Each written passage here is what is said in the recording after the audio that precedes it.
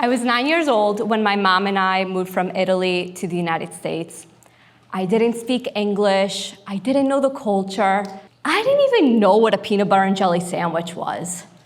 Not only was I the new girl in school, I was the new girl in the country. A common misconception about immigrating to a new country is that life is automatically better where you move to than where you came from. For many people, including myself, that transition came with loss. I went from living in a home with my own room to living in the basement of a house that my great uncle owned and sharing a room with my mom. I said goodbye to most of my family, to being one of the top students in my class, to most of my Barbie dolls, which was devastating to my 9-year-old self, and to the life I knew. When you're a child who moves to a new country, you don't need someone to explain what matters. You feel it. All you want is to belong. So I walked into school with the backpack I brought from Italy and my Nutella sandwich when kids didn't even know what Nutella was at the time. And that's when I learned to observe instead of speaking. Partly because I didn't speak English, but also because I wanted to belong. I learned that being quiet made you safe. So I chose safe. Let me ask you something. How many of you learned that staying quiet meant safety? That lesson doesn't disappear.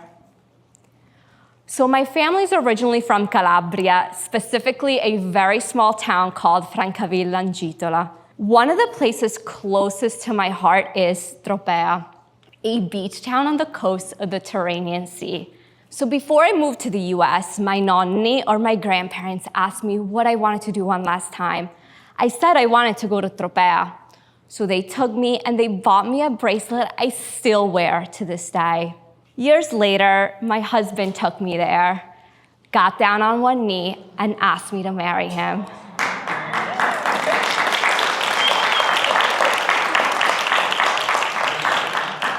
Tropea is deeply personal to me, but it's also known for one of its most distinctive and unexpected products. It's onions.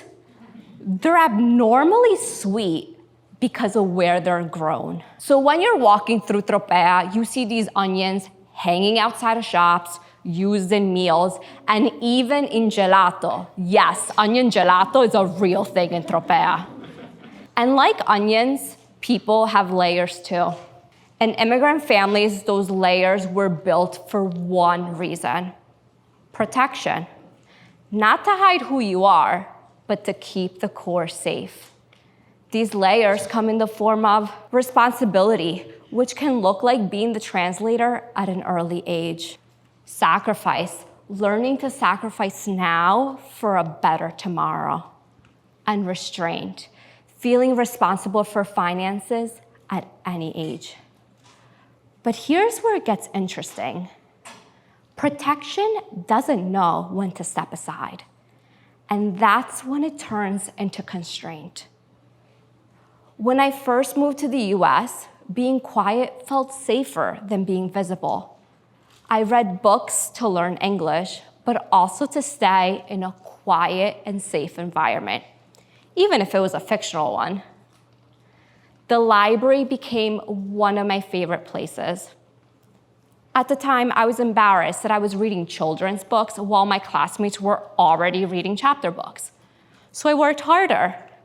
I became obsessed with Nancy Drew and the American Girl doll books. I learned English, I caught up, I excelled again, and even got awards at my 5th grade graduation.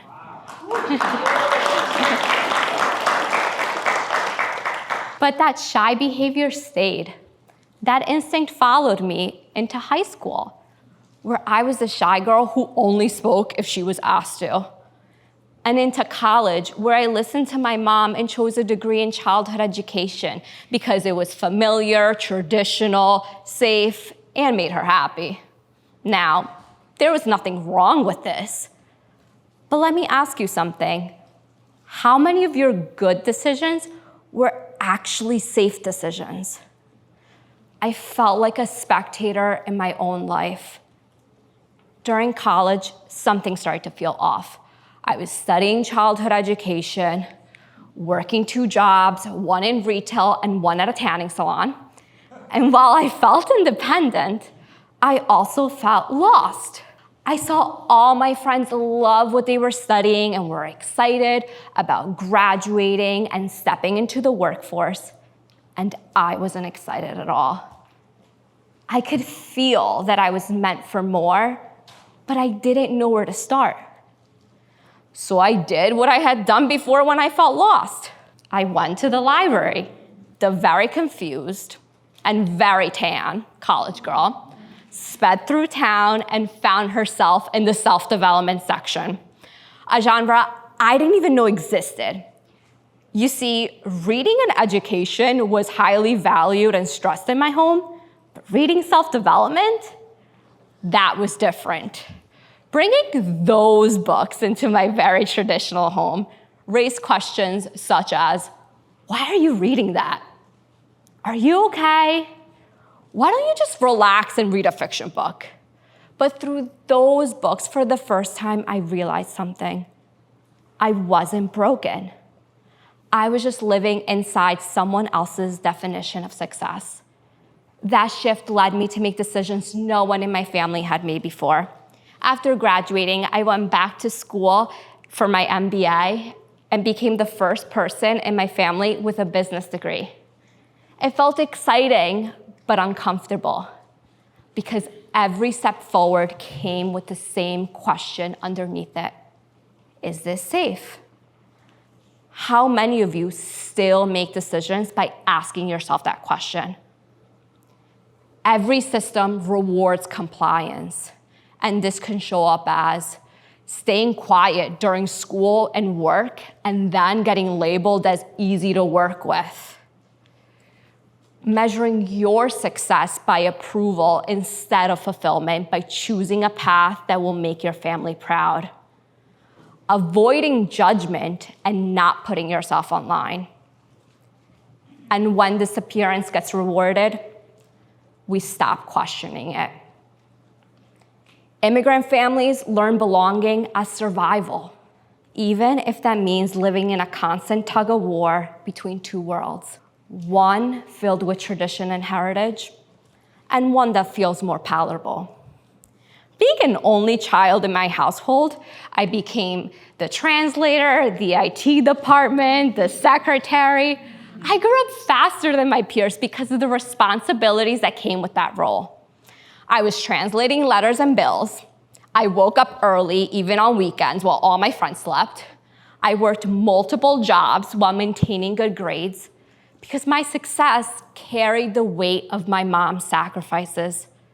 The weight of those sacrifices turned into overachieving. As a first or second generation child, you're placed on a pedestal because you are the outcome of what your family gave up. That quietly becomes pressure to succeed and justify the sacrifices, not just for yourself, but for everyone who came before you. How many of you feel like your success is carrying more than just your dreams? By the time I was 10, I already knew my role. Work hard, succeed, become something, not just for me, but for my family. Now, no one ever said it out loud, but the expectation was clear. Clear enough that I wrote it in my diary. I didn't know it at the time that I was describing the American dream. So during the time I was in business school, I consistently read self-development books because I finally found a new way I could live my life instead of just letting it pass by. I was introduced to books by authors like Dale Carnegie and Napoleon Hill. Now, during those years, social media was growing. Blogs and content creators were becoming popular, and I really wanted to start building an online presence. Not to blend in and fit a trend, but to share my culture and my way of seeing the world. Now, this was something no one in my family had done, something none of my friends were doing, and I knew exactly what could come with it. Judgment, opinions, being misunderstood. I was terrified at the thought of my family or people I knew from school see my content online. Some of the thoughts that raced through my head were, who do you think you are for posting like an influencer? What if the rest of the family sees it and they ask mom questions? I had to choose between fitting in and belonging or being visible and risk standing out. For most of my life, I chose to fit in as a form of protection. That choice was rewarded. I got good grades, excelled at work, and followed a traditional path that felt safe. I already knew what disappearing felt like. I had spent years staying quiet, staying safe, and staying out of the way. And while that life brought external success, inside, I knew I was holding myself back. What once felt like safety started to feel like a mental prison. I ignored everything I knew could come with this decision, and I chose visibility after choosing belonging for most of my life.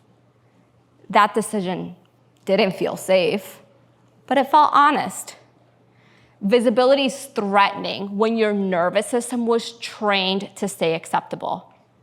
Because being seen isn't just exposure, it's disagreement. And disagreement feels dangerous when belonging once meant survival. Disappearing isn't always a bad thing. It can help you learn, observe, and prepare. But there comes a point when disappearing stops protecting you and starts holding you back. Now, the easier choice would have been to stay comfortable and safe while just watching others do what I wish I could. But after years of personal development work, I knew how to sit with discomfort. I knew judgment would come, and I chose visibility anyway, because starting my online brand mattered more than staying safe. What started as a lighthearted page where I shared my favorite outfits, lemon print ceramics, and Aperol spritz recipe slowly became something deeper. Through conversations, I realized something important. Even people who weren't immigrant themselves, but had immigrant ancestors, carry the same instincts, the same restraint, the same responsibility, the same sense of sacrifice. Because these behaviors don't just disappear. They get passed down. Not because anyone says it out loud, but because there's an unspoken understanding underneath everything. Protect what we worked so hard to earn. I watched people talk about wanting to build an online platform and never begin. Others started, then quit. Some invested in learning, but never executed. And I realized that for many, the issue wasn't technical. It was fear. Their brains were trying to keep them safe. After having countless conversations, I realized I wasn't alone with this. And that's when it hit me. Dimming is the price of belonging. I thought about how many people are constantly dimming themselves to belong by pleasing others instead of staying true to themselves. This is where adaptation quietly turns into disappearing. Starting my online brand was a huge step for me.